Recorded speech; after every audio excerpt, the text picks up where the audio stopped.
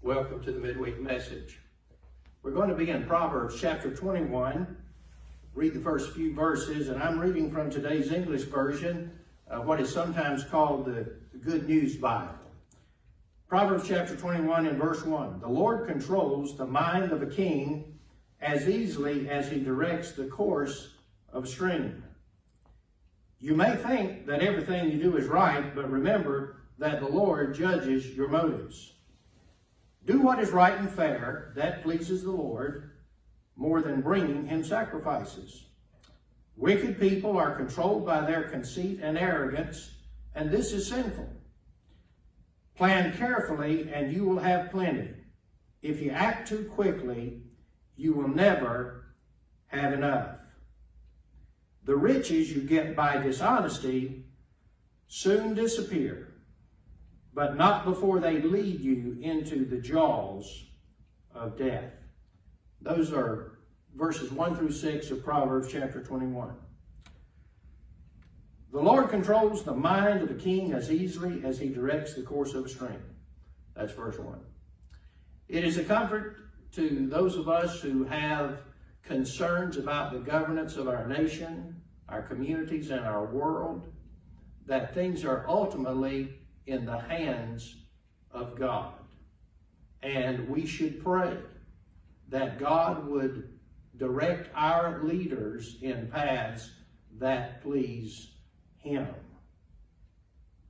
Now, the scripture does not indicate that we should let go of our godly standards, let down our Christian beliefs, forget our spiritual concerns and disciplines because we live under a government that does not honor those things.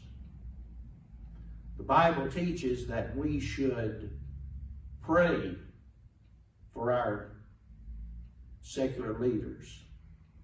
It also teaches that we should proclaim the righteousness of God. And the scripture is very clear that no ruler of any description has any right to rule in any other way than the fear of God. And it is seen many times in scripture that godly men and women lived at peace under the regimes that they served during their day, and also stood firmly for righteousness and held even the powers accountable to the standard of God. But God is in control because the Lord directs and controls the mind of the king. Always remember that. Verse 2, you may think that everything you do is right, but remember that the Lord judges your motives. I am confident that I have never had a pure motive, a completely pure motive, put it that way.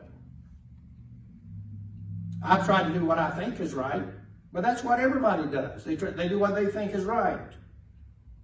But the Lord judges the motives. And when we look back on our lives and why we did the things that we did, we often view things in a different way than we did at the particular time that we were performing those actions.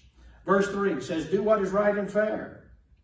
That pleases the Lord more than bringing him sacrifices.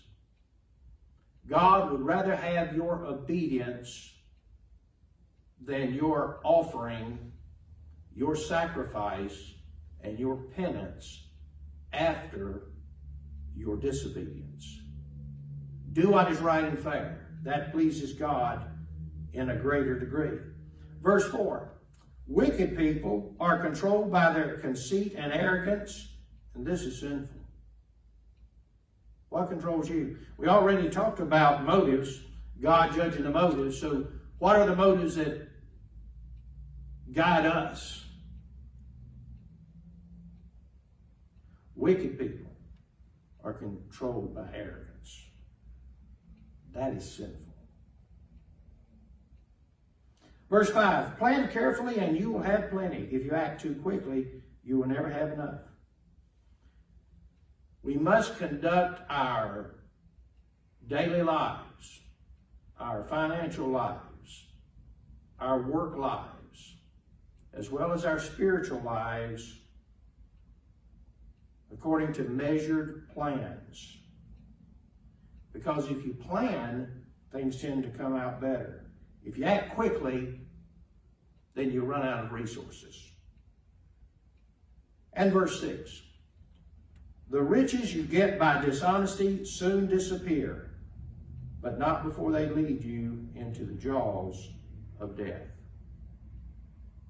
The person that you are hurting by your sinful acts, by your dishonest gains,